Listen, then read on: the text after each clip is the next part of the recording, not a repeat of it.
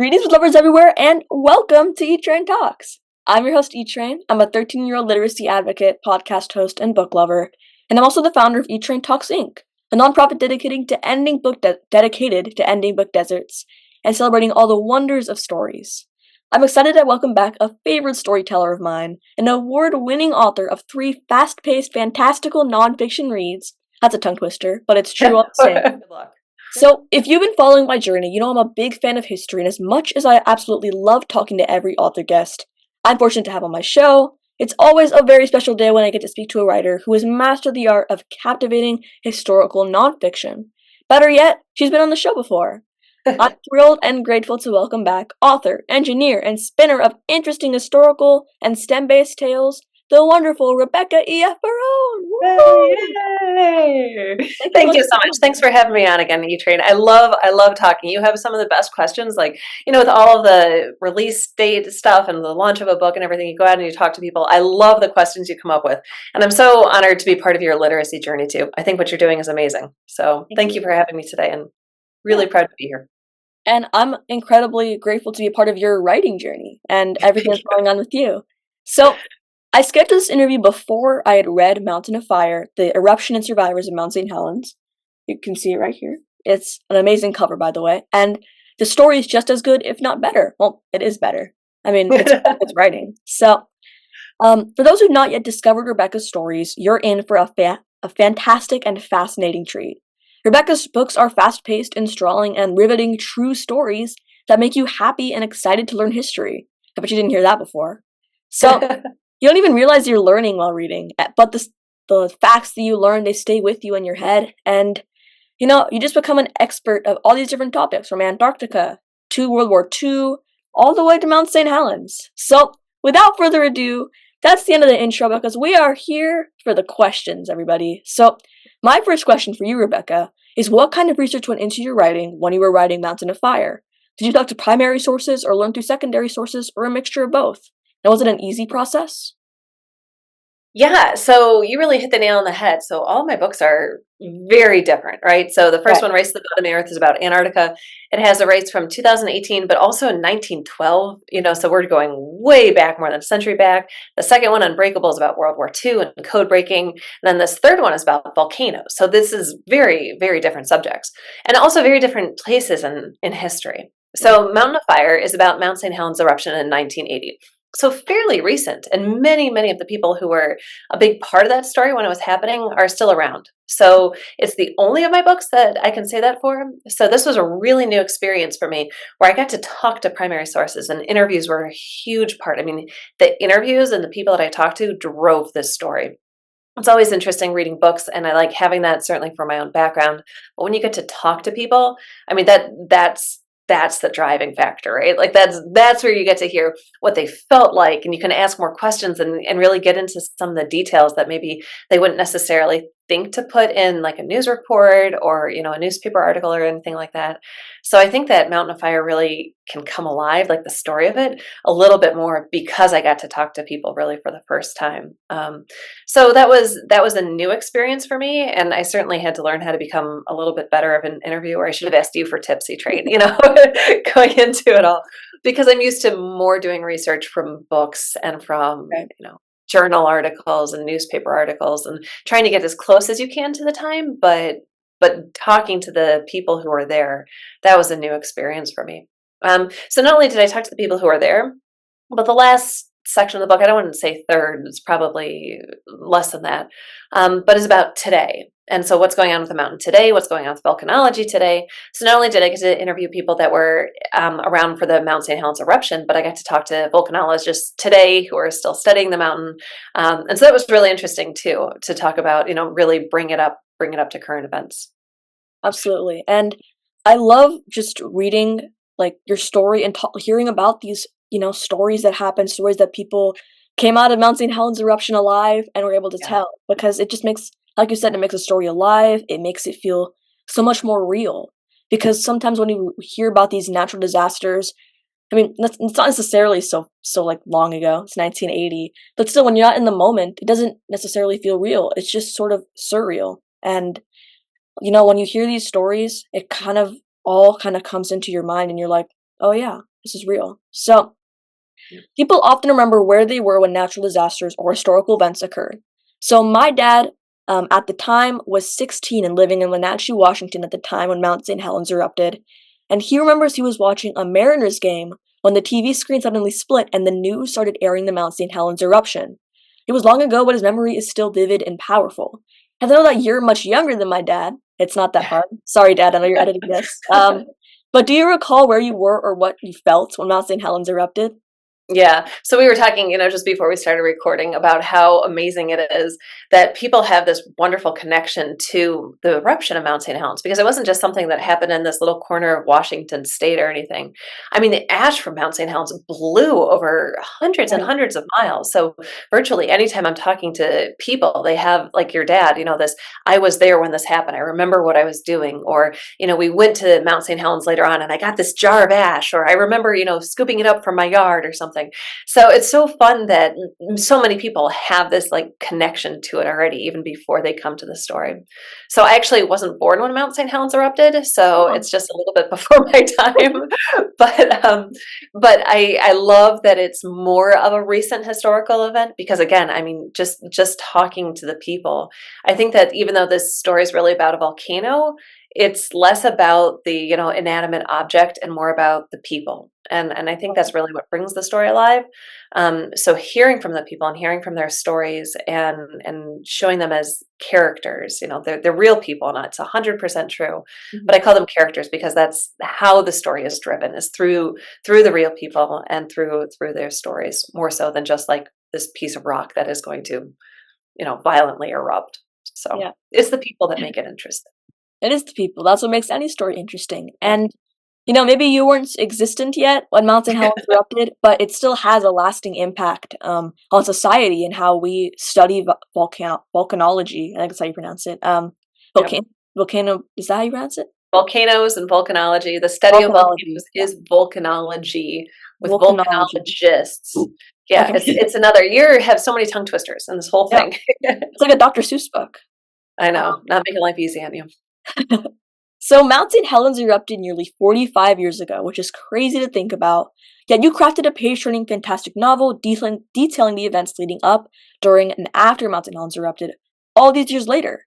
So what do you feel sort of prompted you to dive into this writing project? Yeah, so right after I just said how characters make the story, I'm going to back that up totally and rewind and just say I wanted to learn more about volcanoes. So I'm so interested in the people and their stories about this event, but it's really that all of my books come from questions that I have. I wanted to learn more about code breaking and spies, so I wrote Unbreakable, and I think Antarctica is fantastic and so interesting, so I wrote a book about Antarctica. And I was going around and saying, like, volcanoes are really cool.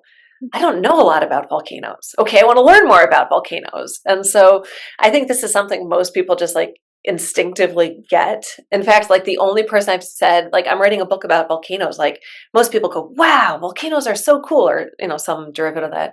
The one person who hasn't is my mom. And she goes, really?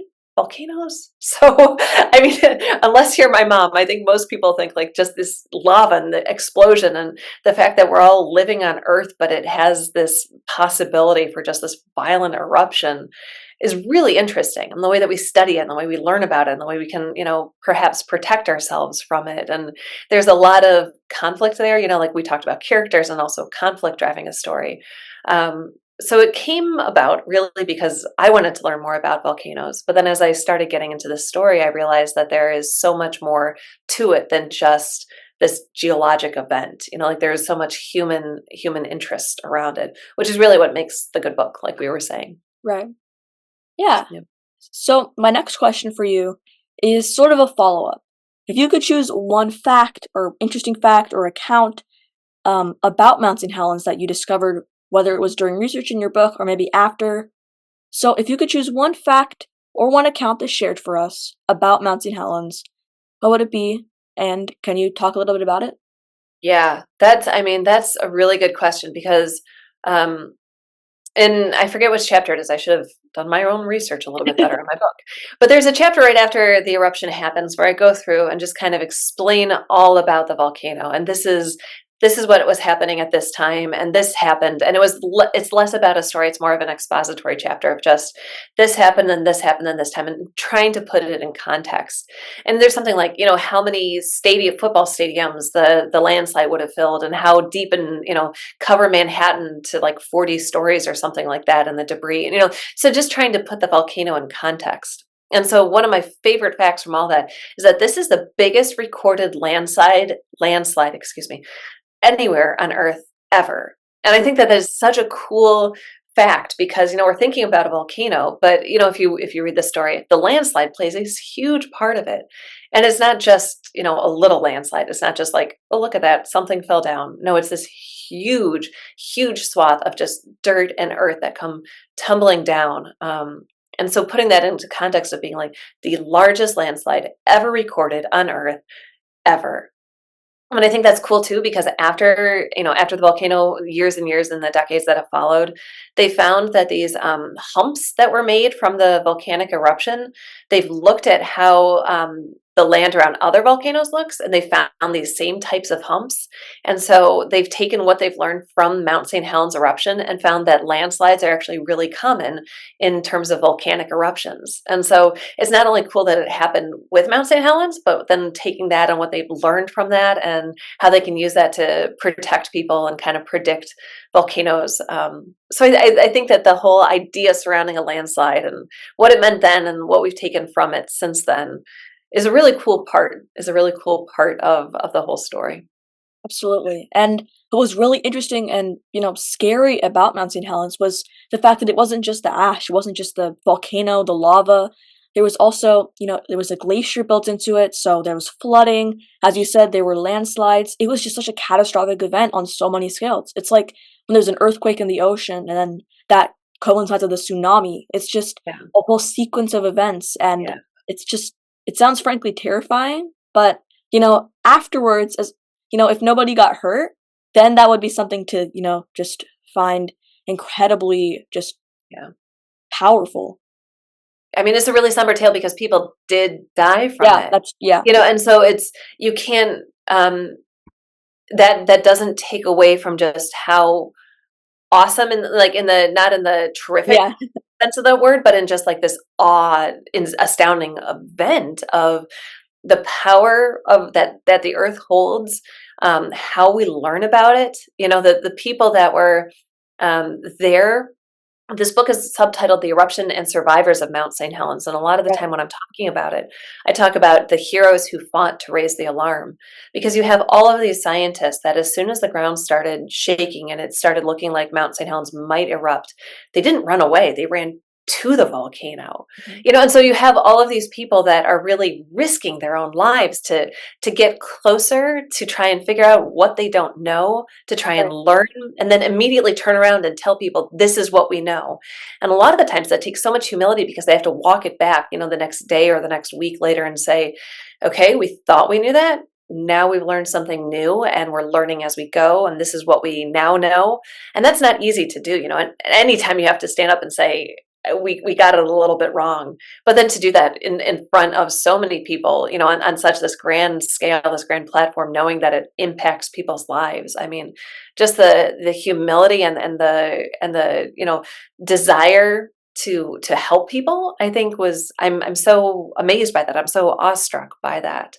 Um, so I like the idea that this is not only about a volcano, but this is about, the heroes who are there. And so many people did die, but it could have been so much worse if they hadn't been trying there, if they hadn't been putting themselves in harm's way.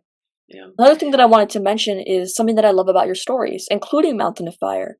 It's that even though you're sharing a nonfiction, fact-driven story, it still reads like a thriller, like thrilling fiction. Your ability to craft an informative yet exciting account of history is just so admirable. It's kind of leaves me in awe of your writing. So, I'm curious, how are you able to write in such a way as to captivate your readers, yet at the same time still be teaching them? Well, that's amazing to hear you say, and thank you so much, because it's certainly what I'm going for. I don't. There's another part of my life where under pen name and everything. I write for school and library markets. So I'm writing the very dry, textbooky nonfiction that you would find in like a school library to go and do a book report with. And those books are, those are facts, and those are going to teach you something. When I go to write things like Mountain of Fire, I am never trying to teach something. Like this is not the point of the book at all. I'm trying to tell a story. So to hear that it reads like a story, hear that it reads like an adventure and a gripping tale, I mean, that's exactly what I'm going for. I want to tell a story that just happens to be true. And I think if you think about it like fiction, you realize that we're used to, like, if you think about just reading fiction, you realize that you're used to um, being taught a lot, learning a lot during a book. It's just that in fiction we call it world building. Mhm. And so, any, fantasy books, of course, but really even contemporary books, you have to learn about that character's world, and you have to learn what rules guide that, be it their family rules or their school rules or whatever is, making that environment for them, whatever is constructing their setting. And so we're used to learning about that. No one complains about that during, fiction. In fact, they laud authors for it. They say, this person's such a great world builder, and she can do world building so well. And so I think in when you see that in nonfiction, though, your first thought is like, oh, well, they're teaching us something. Well, no, not really. I mean, I guess I am teaching you something, but I'm really just building the world that the characters are living in. And this world, it's a world built on a volcano. And so I love nonfiction because instead of taking this, world building and just having to set it aside for one book, you can take that and say, like, no, that's actually my world. I don't have to set it aside now. Now I know something. Mhm. But as an author, it's never my point to teach with these stories. I want to tell a story. I want to tell a really good story that just happens to be true. And so all the world building I'm doing, you're actually learning something. But that's just kind of cool. Yeah. Like this is never something where I'm trying to like sneak vegetables into a smoothie or something. That's not the point. The point is to write a good story. So I'm glad to hear that it is coming out like an adventure tale. Yeah. And I like being able to not have to put aside the world when I'm done with the story, which I think is probably the best part about nonfiction. So my next question for you is one that I love asking authors. If you could pick one song that best represents Mountain of Fire, which song would it be and why? This is such a fun question. I love it, and I've never gotten it before. I have to say right off the bat that I have to write in silence. I can't have noise while I'm writing. So I don't even have anything to go back to and be like, oh well, I was really listening to the song, and that kind of made the book. When like the first song that comes into mind is something like, really energetic and bombastic and like thunderstruck or something like that. But but a lot of the volcano, a lot of the eruption, like when you read the book, you find out that so many of the people around, like directly around the volcano, didn't hear anything. Like they didn't hear the blast, they didn't hear the landslide. Um, there was this whole, they called it the cone of silence, and it's the way that the sound went up into the atmosphere and got bounced back, sometimes hundreds of miles away. So that people in like British Columbia were hearing the eruption, but people like within this 30-mile distance from the volcano didn't hear anything, which I think was sort of cool. Um, so kind of from that perspective, it would have to be, something like The Sound of Silence or something Yeah. like that. So you said to pick one song. I'm not sure I can decide on one song. We might need a playlist for this book or Yeah. something like that, to cover everything. Would it be the Simon and Garfunkel? I know there's like a ton of different versions of it, just like the Simon and Garfunkel version. I think that's what came to mind. Yeah. But this is a really good question. And I don't know, this is a really fun question. So it would either have to go something like totally crashing and loud and energetic, or something the other way, like The Sound of Silence, which is probably more true, but maybe less fun. Yeah. When I last interviewed you, I asked the question that I ask every single person I've interviewed. So I already heard your answer once, so I'm thinking of asking a different sort of question. So if you could pick any event in history to write about that you've yet to explore, what event would it be and why? And do you have plans to actually write about it? Yeah, so I got into writing nonfiction, because I wanted to write about the space race. And I actually don't remember if this is the answer that I gave you last time. And it might be, because I still have not got an opportunity to write Oh, about it. no, So this is a different question than what I asked last this time. is okay. Yeah. Okay, good. Because it definitely irks me that I have not gotten to write about this because I think the space race is so fascinating. Right. And in terms of this whole idea of like people still remembering Mount St. Helens and having this connection to it, and that always kind of makes stories more fun. We're doing the whole space thing again. We're trying Yeah. to get to the moon, and I think a lot of the challenges are still the same. And I think knowing what we have now versus what we have then just makes it even more astounding. Like this idea that our cell phones have more computing power than the Saturn V rocket did, and just Right. how do they do that? And so I love that. I haven't gotten to write about it yet. I've had a couple of ideas, and they haven't quite gotten to fruition yet. But I still have my fingers crossed. Well, I'm working on an idea. I do have another book coming out in the winter of 2026, but it is not about the space race. Yeah, I think what's just really incredible about the space race and just how shocking everything is, it's that like you said, we're trying to get people back on the moon, and it just feels like we're just having the exact same problems and same situation as we did in the 1960s, the 1950s, and we have, like you said, like probably like 100 times, if not more, like maybe 1,000 times better technology and more technology. We So have so much more computing power now, but yeah, space hasn't gotten any easier. Like it's right, still cold and airless and far and yeah. all those things that they struggled with. So it's So this has been such an intriguing and interesting discussion. I knew it would be because I love your stories. They feel the same way. So thank you for taking time to join me again and talking about your newest epic read, Rebecca. Thank you so much for having me, Train. It's always so fun to talk with you. Thanks so much. Oh, yeah, it's always fun to talk with you as well. And I love shining a light on the amazing books that I discover through my reading journey, but I take extra pride in sharing a story that also grows the brain and expands our knowledge. Your books are perfect stories, but not just that, they're just perfect stories because they bring out the craziness in our world, just the shocking developments, the crazy events, and they turn it all into you turn everything into a thrilling read that I know that every kid in the world is going to enjoy, even reluctant readers. So Thank it's you very been much. very, very enjoyable talking to you, and I look forward to learning more about your upcoming writing and reading more of your upcoming books. Well, thanks so much, Train. I really appreciate that. So whether it's from your local library or local independent bookstore, I promise you won't be disappointed when you read Rebecca's outstanding reads. From Mountain of Fire to Unbreakable, every single one, they are fantastic. And I can assure you that when I say keep reading, as I do at the end of every interview, I mean keep on reading Rebecca's books. Check them out, you're gonna love them.